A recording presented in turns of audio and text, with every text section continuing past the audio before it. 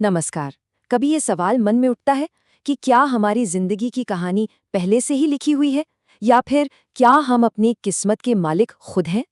आज हम गीता के इसी गहरे ज्ञान को समझने की कोशिश करेंगे और जानेंगे कि ये हमें भाग्य और हमारी अपनी अंदरूनी ताकत के बारे में क्या सिखाती है।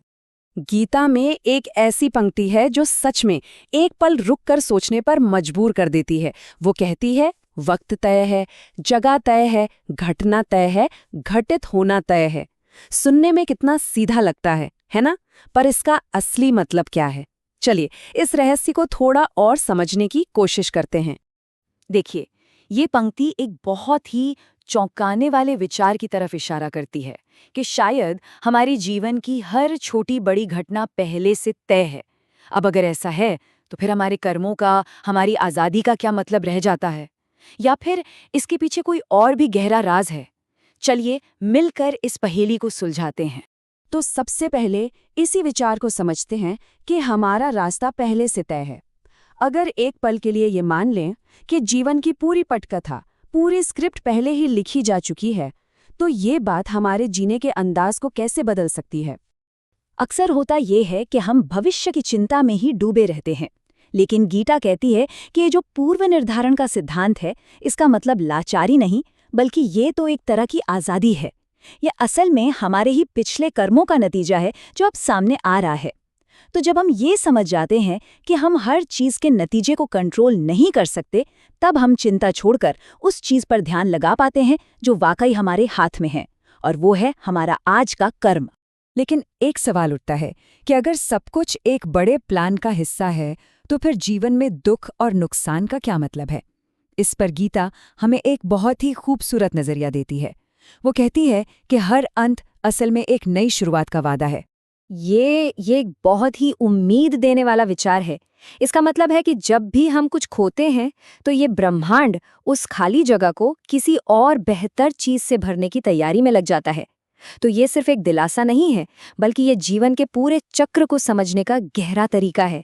तो मतलब ये हुआ कि कोई भी नुकसान, कोई भी हानि एक अंत नहीं है, बल्कि वो तो बस एक बदलाव है।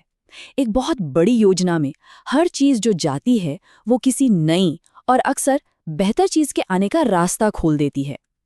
ये हमें सिखाता है कि बस थोड़ा धैर्य और विश्वास रखने की जरूरत है। अच्छा, अभी तक तो हमने बाहरी दुनिया की बात की, लेकिन गीता हमें याद दिलाती है कि जो असली युद्ध क्षेत्र है ना, वो हमारे बाहर नहीं, हमारे अंदर है। और हमारी असली ताकत भी यहीं छिपी है, और असली जीत भी यहीं हासिल करनी है। अगर सोचा जाए तो जीवन की दो सबसे बड़ी चुनौतियां कौन सी हैं? एक है गुस्सा और दूसरी है मुश्किलें। गीता इसके लिए एक सीधा सा नियम बताती है। जब गुस्सा आए तो दूसरों से नहीं, खुद से लड़ो।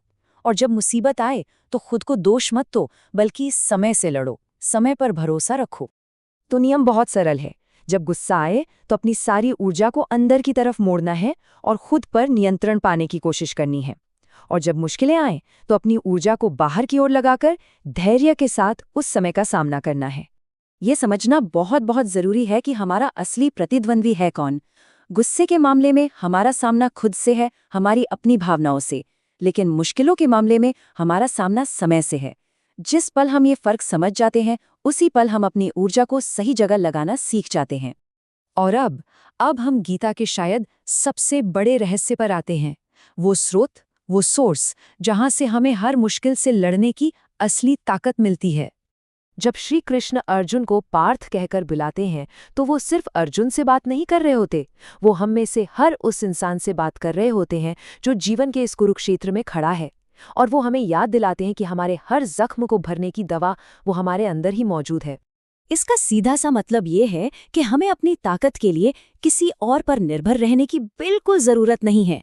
हम खुद ही अपने सबसे बड़े मरहम हैं। यही ज्ञान हमें किसी भी हाल में, किसी भी परिस्थिति में आत्मनिर्भर और सशक्त बनाता है। तो सवाल अब ये उठता है कि अगर ये इतनी बड़ी शक्ति हमारे अंदर ही है, तो इसे जगाने का, इसे उजागर करने का पहला कदम क्या हो सकता है? इसी सवाल के साथ आज की ये चर्चा यहीं समाप्त करते हैं। सोचने के लिए बहुत कुछ है।